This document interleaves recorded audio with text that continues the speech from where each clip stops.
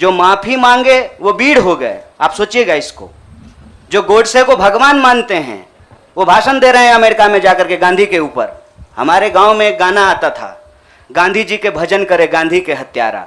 कितना अजीब लगता होगा आपको। देखिएगा वो फोटो जब हमारे देश के प्रधानमंत्री गांधी पे माल्यार्पण करते हैं। जीवन भर शाखाओं में कसम लिए होंगे कि गोडसे के सपनों का देश बनाएंगे और गांधी ने राज किया था। जब से भारत के लोग अपने पे आ गए ना, तो 1942 में भारत छोड़ो आंदोलन का जब नारा महात्मा गांधी ने दिया था तो अंग्रेजों को भारत छोड़ करके जाना पड़ा था। और उस वक्त जो लोग अंग्रेज से पेंशन ले रहे थे, माफी मांग रहे थे, वो आज एनसीईआरटी की किताब बदल रहे हैं कि अपना नाम भी हम वीरों में पैदा कहीं भी हुए हों। अगर गांव में आग लगी है, आप अपने दरवाजे के बाहर डंडा लेकर के गेटकीपर बन करके खड़ा हो जाएंगे कि घुसने नहीं देंगे, निकलने नहीं देंगे, तो आपका घर भी नहीं बचेगा, बेडरूम भी नहीं बचेगा। इसलिए समझदारी इस बात में है कि आपसी जो नाराजगी है, आपसी जो वैचारिक मतभेद है, उसको किनारा कीजिए और बस्ती बचाने के लिए इकट्ठा होइए, क्योंकि ये देश हम सबका है। इसीलिए लेफ्ट राइट का जो क्वेश्चन है ना, वो अप्रासंगिक इसलिए हो गया है कि आज आपको वैसे आदमी के साथ सामना करना पड़ रहा है जो हमारे जमाने का गोविंदा है, ड्रेस बदलते रहता है। इसीलिए इस वैचारिक भ्रम में नहीं पड़िए, देश बचाइए, संविधान बचाइए, यही हमारा लक्ष्य है। जनता पार्टी का आरोप को कौन पूछता है? आपका कोई आरोप है मेरे ऊपर? भारतीय जनता पार्टी को मैं सीरियसली नहीं लेता हूं। आपका कोई आरोप है? आप सवाल पूछिए।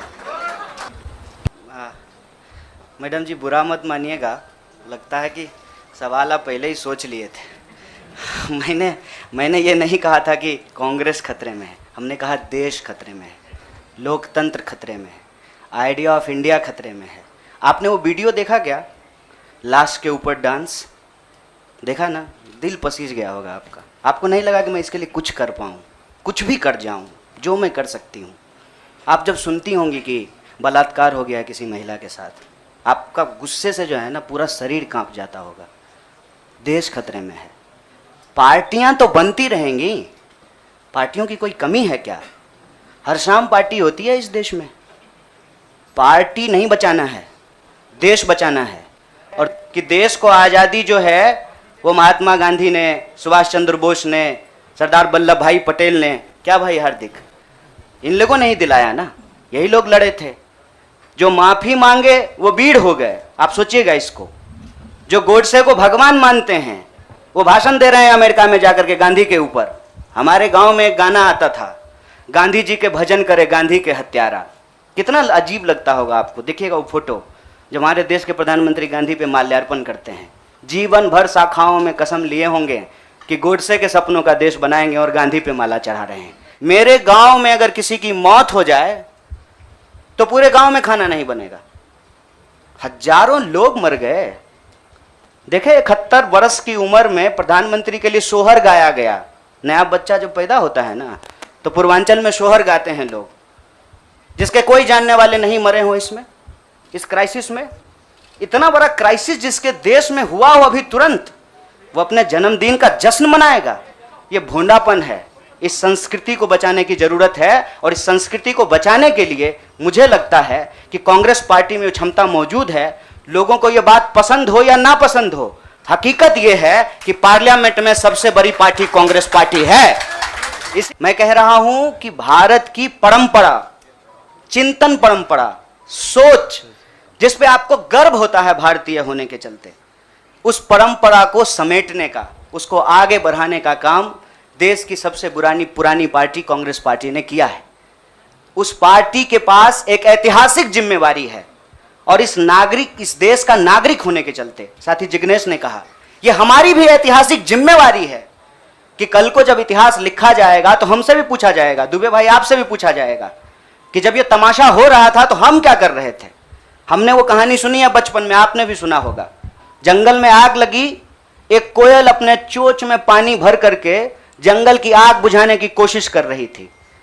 जंगल की आग नहीं बुझी, या बुझनी होगी बुझ जाएगी। कम से कम कोयल का वह ऐतिहासिक प्रयास जो है वो इतिहास याद रखेगा। इस देश के संविधान में आइडिया ऑफ इंडिया में भरोसा करने वाले लोग जो हैं, जिसको हम कहते हैं गांधी के सपनों का भारत, जिसको हम कहते हैं सर भगत सिंह के सपनों का भारत, जिसको हम कहते हैं डॉक्टर बाबा साहब भीमराव अंबेडकर के सपनों का भारत, जिसको हम कहते हैं बिरसा मुंडा के सपनों का भारत, सावित्रीबाई फूले के सपनों का भारत, श्री कृष्ण सिंह के सपनों का भारत, जगजीवन राम के सपनों का भारत, मौलाना अबुल कलाम आजाद के सपनों का भारत, उस भारत को बचाने की बात मैं कर रहा हूं। और सियासत, मैं बार बार कहता हूं, अगर सियासत सही होगी तो गलत लोग जो सत्ता पे काबिज हैं ना, मुझे भारत के लोगों पे बहुत भरोसा है। अरे हैं हम लोग थोड़ा सा आलसी, लेकिन जब आ गए ना अपने पे, 200 साल अंग्रेजों ने राज किया था, जब से भारत के लोग अपने पे आ गए ना, तो 1942 में भारत छोड़ो आंदोलन का जब नारा महात्मा गांधी ने दिया था, तो अंग्रेजों को भारत छोड़ करके जाना पड़ा था। और उस वक्त जो लोग अंग्रेज से पेंशन ले रहे थे, माफी मांग रहे थे, वो आज एनसीईआरटी की किताब बदल रहे हैं कि अपना नाम भी हम बीड़ों में लिखवा लें। मैं आपको एक बात बताना चाहता हूं, मैं अपने कई साथियों से पूछा कि क्या भगत सिंह की जयंती देश के सभी संगठनों को नहीं मनाना चाहिए, और क्या गांधी की तस्वीर सभी संगठनों के कार्यालय में नहीं होना चाहिए? ये हमारा इतिहास है, ये हमारी विरासत है। कुछ लोग बहुत चालाकी से विचारधारा की खोल में यह जो हमारी ऐतिहासिक विरासत और परंपरा है, इसको आपस में उलझाने की कोशिश करते हैं। के समक्ष यह बात कहता हूं, जब भगत सिंह कहते हैं कि बम और पिस्तौल इनकलाब नहीं ला सकता है, और जब बापू कहते हैं, महात्मा गांधी कहते हैं करो या मरो, मतलब वो व्यक्ति के ऊपर होने वाली हिंसा को स्वीकार कर रहे हैं और अहिंसा को निगेट कर रहे हैं। देश की अर्जेंसी क्या है, इस बात को समझिए।